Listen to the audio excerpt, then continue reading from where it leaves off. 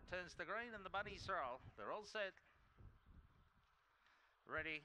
Racing Grobrook Blade fairly away, winning the breakout wide was Ruby's Delight, goes to the early lead, driving up in the centre now is Irinka Tyson with a smart run, out wider still then was Jackie Brown trying to follow him through, up at the inside is Grobrook Blade from Cherish Amore, they both got wide but into the straight, Irinka Tyson raced away, second Jackie Brown, third will probably go to Ruby's Delight over Grobrook Blade who was very wide, then came Mavericky Pano well back there, Lassiter's Reef, Cherish Amore and the last one in Fancy Griffo, time about 17:60.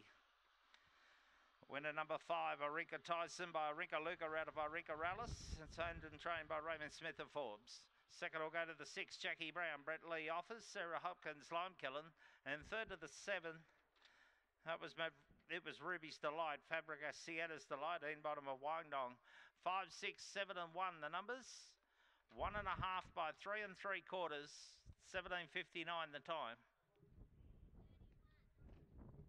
All right, number 31's won the raffle on course. Number 31's won the raffle.